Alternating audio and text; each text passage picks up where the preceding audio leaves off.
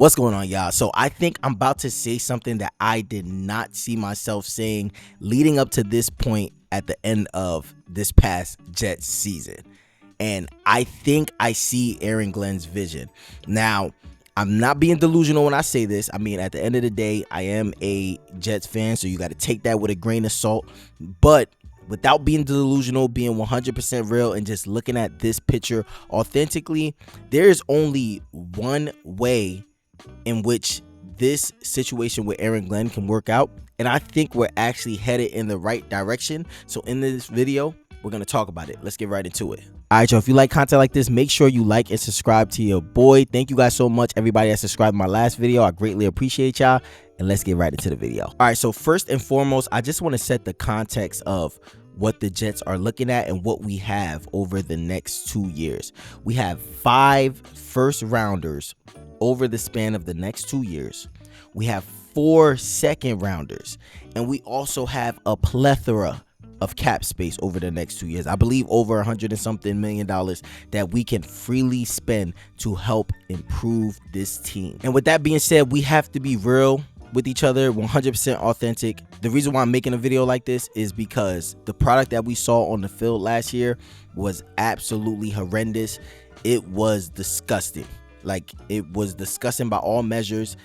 I was hoping for Aaron Glenn, and after last season, I do not have a lot of optimism, but Aaron Glenn is still in the driver's seat, so why root against him when we could try to find ways and look for ways in which he can possibly be successful? And that's what this video is all about. So at the end of the day, this is what this main video is about, is looking for ways in which Aaron Glenn can actually be successful, and this is where I give him the most credit.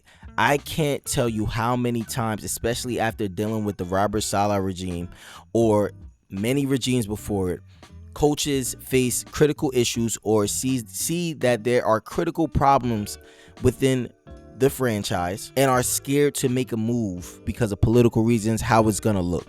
At the end of the day, Aaron Glenn just cleaned house. So after having a horrendous first year, he completely revamped his entire coaching staff. We got rid of our defensive coordinator. We didn't get rid of our offensive coordinator, but we basically got rid of our offensive coordinator. They demoted Tanner Anstrand, so they're revamping the offense, and a whole bunch of other coaches. I believe it's like 8 coaches that they got rid of, which is extremely high for a head coach that has just coached for 1 year. So by all measures, this can come with a lot of negative, right? Because we got rid of so many coaches, and because everyone knows Aaron Glenn is on the hot seat this year, it's going to be harder to recruit coaches to come into coach the Jets, because why would I come coach there if I know you probably going to be one and done next year if you guys don't perform?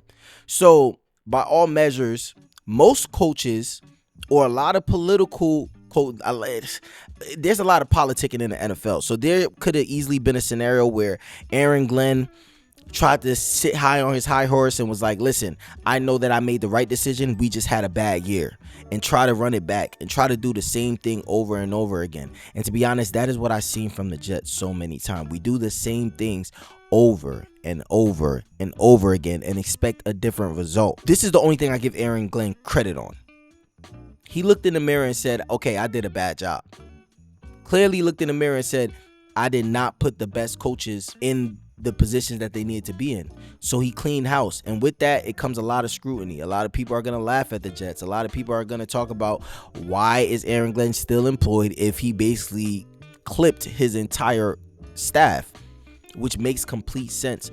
But it also takes a level of humility, and it also takes a level of understanding to be able to make a move like that. So I think we still have to give him credit, because at least he's not forcing us to watch the same product again next year. He's going out on his horse. Like, if I'm gonna go out, I'm gonna go out giving us the best chance to succeed, and you gotta respect that. At least I do. So at the end of the day, we know that this is risky, because a lot of people it's gonna be hard for them to hire candidates for these roles, because a lot of people know Aaron Glenn is one and done. At least that's what I think. I think, and me personally, if I was a defensive coordinator, if I was a young up and coming defensive coordinator, like a Jim Leonard is a coordinator that I really want on the New York Jets, but it'll be a long shot to get him, just because you're dealing with a coach that's already on the hot seat versus going to John Harbaugh with the Giants. He just got that job, and at his previous job before that, he was there for a very long time. I'm going to choose stability if I'm able to choose that. But you never know. Jim Leonard was a previous Jet, so maybe Aaron Glenn is able to pull that off. And if he is, I promise you I'll give him all of the kudos to that. But it's going to be harder to find coaches. But Aaron Glenn, I see his vision on where he's going with the coaching staff. I think it's a high possibility that we hire Wink Martindale and Frank Reich. Is a high possibility. So Wink Martindale for the defensive side, Frank Reich for the offensive side. And I know a lot of people might complain they didn't have the greatest track record going on to the end of their careers, but these are coaches that have been in the league. They have been coaching for a very, very long time. They have a plethora of experience. And the one thing I want to mention with Frank Reich when it comes to the offense, his offenses was not doing as well towards the end of his NFL tenure. But are we forgetting the elephant in the room that he was a head coach during that time? That there's more things that go into being a head coach than just managing and running an offense. When he was with the Eagles, I like what I saw. That was the Nick Foles year, the year that Carson Wentz had a very good season and Nick Foles was able to lead them to a Super Bowl. So he might not be good enough to be a head coach, but offensive coordinator, I can actually see a possibility in where it's very advantageous to have a coach like Frank Reich inside of the room. One, because he has experience with young quarterbacks. You see him get the most out of multiple quarterbacks. I think he also coached Andrew Luck. He had a couple of bad stints in with the Panthers, and I forgot where else he went. But at the end of the day, he's not a perfect prospect. He's someone that nobody else is looking at outside of the Jets. But the reality is, this is where we are.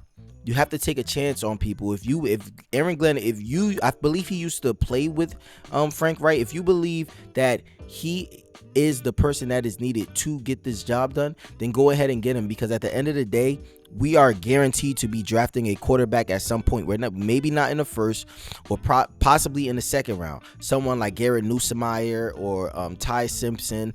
And you want a coach that has experience developing quarterbacks. And you also want a coach that can get the most out of any backup. Choose your mid-tier quarterback that we're going to sign in the offseason so that we can at least have a viable offense. So I appreciate the fact that we might be able to get someone like Frank Reich. I know a lot of people are not liking it, but I actually like it. And then when it comes to Wink Martindale, the one I hear a lot of people compare him to Steve Wilks, and I just feel like that is a completely unfair like, I don't understand how you can compare those two. Outside of the fact that they're both old defensive coordinators, I don't understand. That was out of the league. I don't understand. They're not comparable. Steve Wilks has never been good. Like, he's never been good. Wink Martindale has at least been good, and at the end of the day, personality wise, I could see that being a problem with Aaron Glenn, but I do see a situation in where Steve Wilks, not Steve, what am I talking about? I'm talking about Steve. Y'all know what I'm talking about. Wink Martindale. I could see a possibility in where Wink Martindale can actually be successful with the Jets, because him and Aaron Glenn have a similar mindset. Personality wise, they might be a little bit different, and that could be a problem personality wise, but they are blitz heavy coaches. And I can see a situation where you get Wink Martindale, you draft the Arvell Reese, you sign some talent. Imagine blitzing with those kind of players. Players, at the end of the day, coaches are very, very important, but players are extremely important as well too. If you get the right kind of talent, these coaches might be able to get the most out of them. So with that being said, this video is just to provide some optimism on the fact that there could be a potentially bright future ahead of us if everything goes right and according to plan. Now, it's a major outlier. Yes, we all understand that, but we're here now. So we might as well root for the outlier, because if the Jets are bad next year, that sets them back some. That's 2 draft picks that they probably wasted. If they drafted a quarterback, that draft pick is a definite waste, because the next coach is going to want his own player. So I'm rooting for Aaron Glenn. I'm rooting for him to turn things around, because it's been 15 years without a playoffs. I'm watching the Patriots go to the Super Bowl, and I'm honestly pissed. It's time to get it together. So what I think his plan is, I think his plan is very simple. Step 1, he wants to clear out the staff, which he obviously has done. Everybody that wasn't producing, they're gone. Step 2, Bring in veteran coaches with experience that is able to get the most out of whatever players they bring in. I can't say I disagree with that. Step 3, use your draft capital wisely. Stack the roster with dogs. Get some talent on the roster. Step 4, use the cap space to sign a whole bunch of free agents. Not a whole bunch, but you don't need to go get all the big name free agents. Go get those quality players that are needed to make a team run. Those quality players, those middle linebackers, those safeties, those depth pieces on the offensive line. Go and stack the roster and make sure that we are in an advantageous position moving forward. And then step 5 is hopefully to build an identity on the offensive side of the ball and the defensive side of the ball. I want to see an aggressive Jets team. I want that 2010, 2011 feeling back where we could walk into any room and people could count us out. But at the end of the day, you know we're going to fight. The Jets have shown no fight within the last couple years. So if you're a Jets fan, I encourage you to be positive, to think of the positive, because we have a long season ahead of us. And if things go bad, we could worry about the rest later, right? Love y'all. Catch y'all in the next one. I'm out.